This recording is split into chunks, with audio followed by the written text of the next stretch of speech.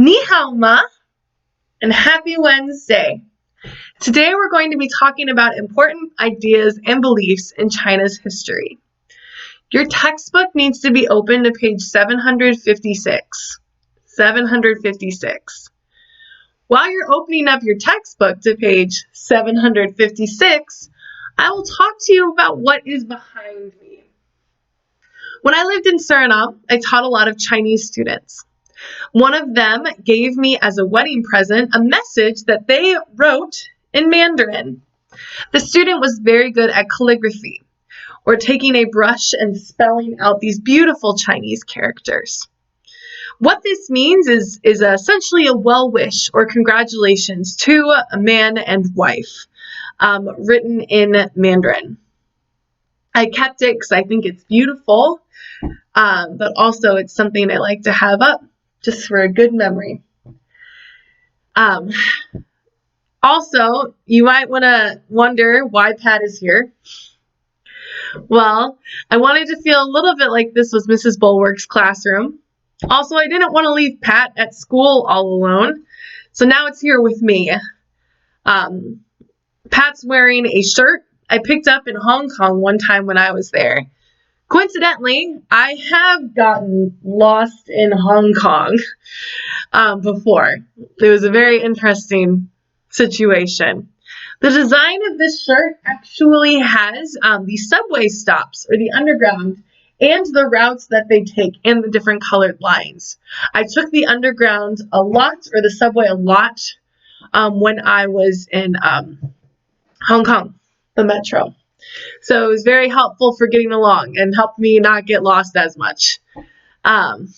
He's also wearing my favorite hat that I picked up in Beijing, which I think you've seen before. All right, are your textbooks open to page 756? Awesome. We're going to be talking about the three main belief systems that have sprouted up through the history of China. Now, dynasties that we talked about yesterday are not the only thing that influenced Chinese culture. Today, we're going to talk about Confucianism, whose ideas are based on Confucius, Taoism, or Taoism, which is a philosophy of seeking the natural way of the universe, and Buddhism, whose teachings grew from Buddha, who was named Siddhartha Gautama. He talked about how people can become free from suffering if they give up selfish desires. First, Confucianism. Confucius believed that peace and harmony can be reached by everyone following their roles in society. Duty was a big thing he stressed. The government has a role to care for its people. Subjects have a role to respect and obey their ruler. Children should be respectful to their parents and their teachers. Following your role ensures a peaceful and happy society, and you should be content in your role and being where you are. He also thought that virtue was a more important quality than wealth and power. Confucianism did not really take place around the time that Confucius was alive. He did have groups of people that he talked to and followed with, but did not really take place until maybe 300 years after his death. Emperor Wudi of the Han Dynasty, I probably said that wrong, of the Han Dynasty began to use Confucianism in government. It was then taught in schools throughout China. A lot of people in China don't actually consider this to be like an organized religion, but more of just a belief system or a part of Chinese culture. Something that can be taught. So some quotes that I found from Confucius are, these are translated from Chinese. So, wheresoever you go, go with all your heart. It does not matter how slowly you go, so long as you do not stop. Choose a job you love, and you'll never have to work a day in your life. So, being happy with your role in society. And life is really simple, but men insist on making it complicated by not accepting their role and not living in peace with society. It was a selfless teaching.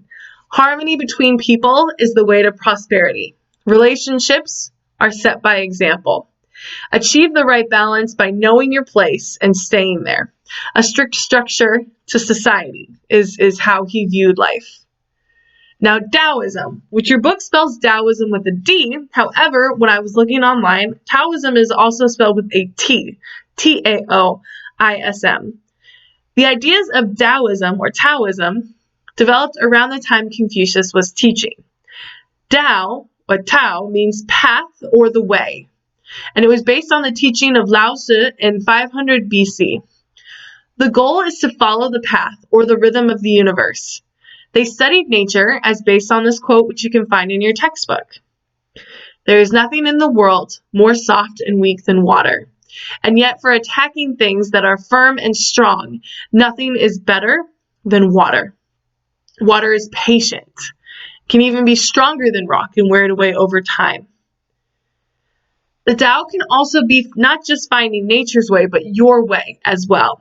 Taoism emphasizes the individual and the simplicity of the natural world. Taoists did not always like government. Happiness and simplicity and individuality were things that they liked.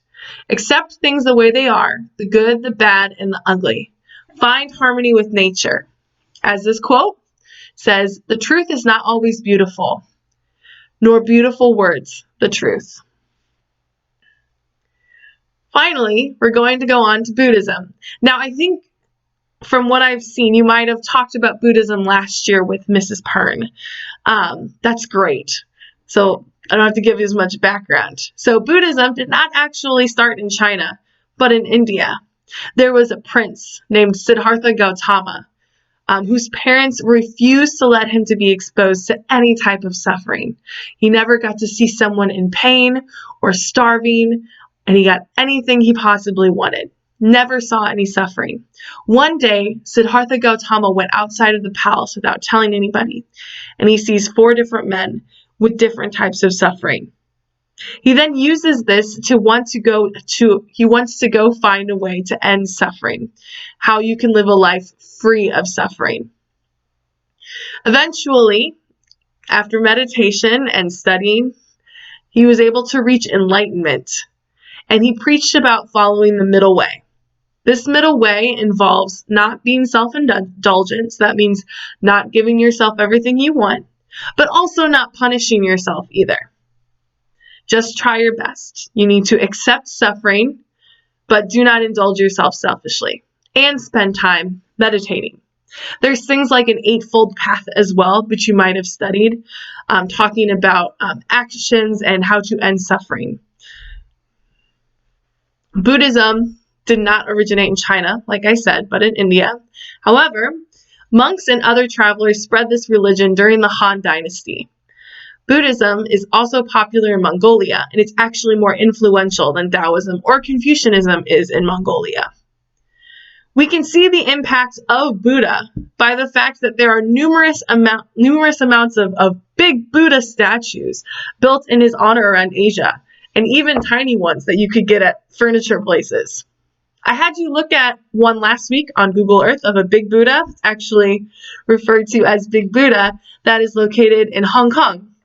I've never been there, but it's pretty famous and well known. Confucianism, Taoism, and Buddhism are considered to be the 3 main core beliefs in China.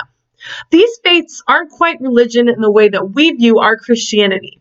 They're more like ideas of philosophy or way of living your life, not necessarily like how we worship God and follow God's commandments. Neither of these 3 are ever considered to be a god, but men who either reached enlightenment like Buddha or came up with some very wise sayings and lived a life that should be inspiring and modeled by. These all 3 beliefs are different from one another, but they're very similar enough in the fact that sometimes in Chinese history, people merged these together. Sometimes all 3, sometimes 2 of them, and kind of formed new beliefs from that, like Neo-Confucianism. That's it for today. Reread this section after you leave this video. I read through pages 756 to that first column on 757. When you're done, you can answer questions 2 and 3 in the Chapter 21, Section 1 notes. Tomorrow we are going to talk about the end of the dynasties, as China no longer has a dynasty government or dynasties in it. I'll see you then tomorrow. Until then, have a great day.